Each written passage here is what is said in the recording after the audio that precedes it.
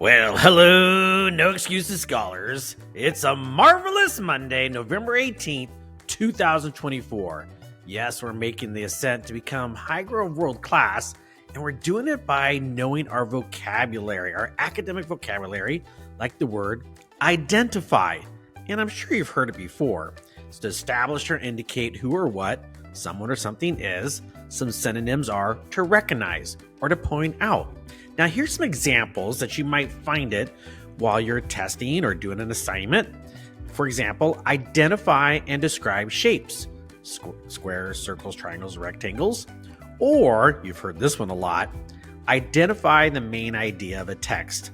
Yes, so identify, you need to recognize, point it out, really be specific about what it is that they're asking you to identify.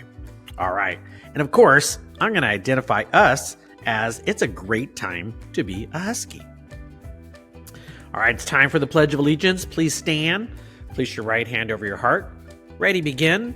I pledge allegiance to the flag of the United States of America and to the republic for which it stands, one nation, under God, indivisible, with liberty and justice for all.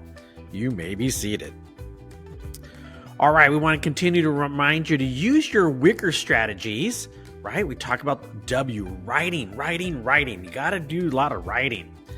And I know it's hard for some of you, but that's okay. The more you do it, actually, the better you get at it. And you want some feedback.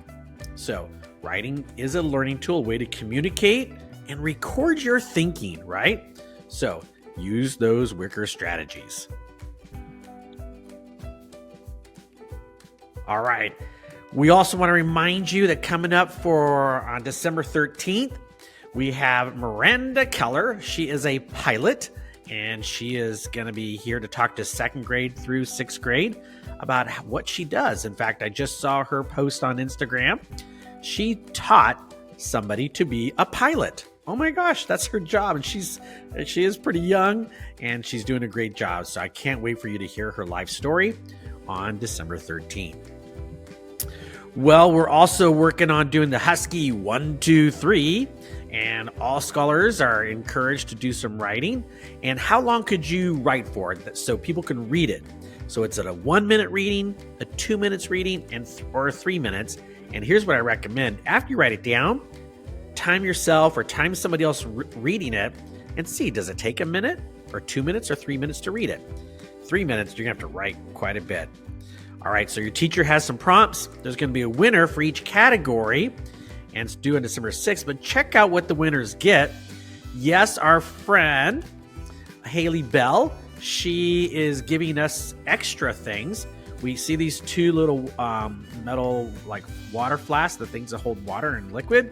We have several of those. We have this shirt. Of course, we have stickers. But, yes, we have the Monopoly game that is based on Riverside. It has Riverside things. And Haley, no joke, her symbol, her business is on the Monopoly game. And so she signed it with her name and she wrote, "Go Huskies." That's one of the prizes for those of you who win the Husky 1, 2, 3. So come on, start writing. There's some really cool prizes. Well, speaking of prizes, maybe for you, not for me, the Penny Wars are almost over. The last day is this Wednesday. And then, of course, the Pie in the Face assembly on Friday at 8:30. It's going to be cold pie. And Mr. Shalette and I will be out on the playground.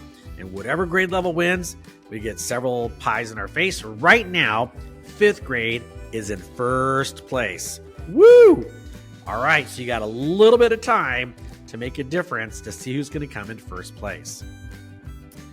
And speaking of working hard, again, we remind you the SBAC challenge. We're not going to take it till April and May, but we have to start working hard now, right? Identify what are areas you need to work on so that we all can help out and get a better reward. Reward 1, 2, or 3. And our goal this year is 38% or more passing the English language arts and 30% or more passing math. So we can do it, but you have to start working hard now. All right, for lunch, it looks like we're having a bean and cheese burrito. and a baby carrots and an apple. Yum, yum, yum. Well, for our joke of the day, I found this one. What do you call a turkey on the run? What do you call a turkey that's on the run, running around? Any ideas, any guesses? Let's find out. Well, fast food, of course. Fast food. All right, please keep sending me your jokes, everyone. And scholars, education is for improving the lives of others and for leaving your community and this world better than you found it. All right, scholars, have a marvelous Monday.